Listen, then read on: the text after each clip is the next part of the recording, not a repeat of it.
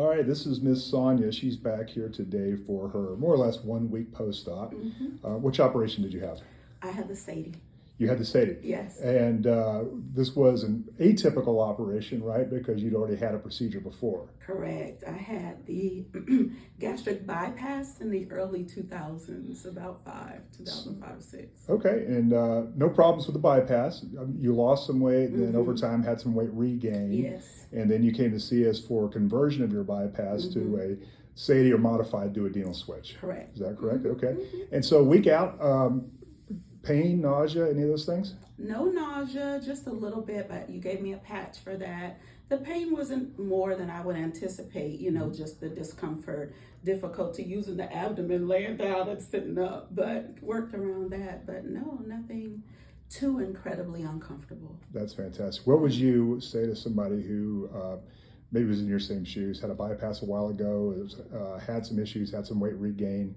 What would you recommend for that person as far as lifestyle changes? Would you recommend they look into having a revision procedure? I most certainly would. I would encourage them to contact Beltline because this whole process has been so smooth, so easy. I felt like I was your only patient, even though I knew I wasn't.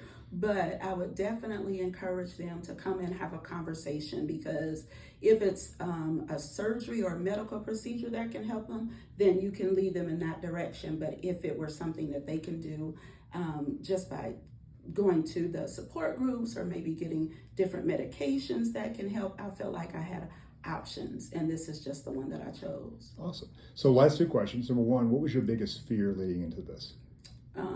I guess for me, the worst of all worst, like what if this doesn't go well? What if I'm going to be in a whole lot of pain?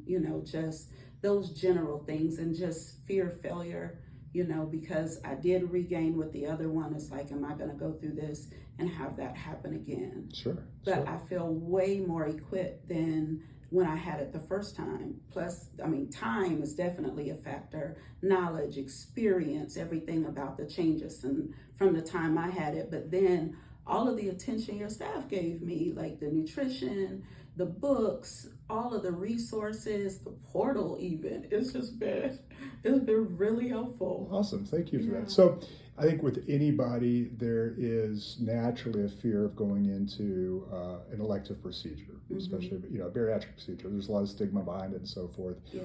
So obviously you have to have a why that's bigger than that fear. What was your why? What made you, number one, pick up the phone and decide to go forth with this? I needed a healthier life. I knew that I was doing everything that I knew to do, but I needed some help.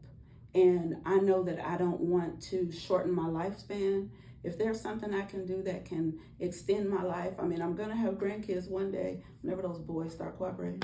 But I will, and I want to be able to travel with them. There's still so much of the world I want to be able to do. I don't want to have to walk with a seatbelt extender when I get on a plane. I just want to be happier and healthier and more active. And That's this is helping me do it. That's awesome. It's a strong why. Sonia, thank you for your time. Thank you, thank you for Procter. trusting us with everything. And I'm excited to see the journey from here on out. I am too. Thank you.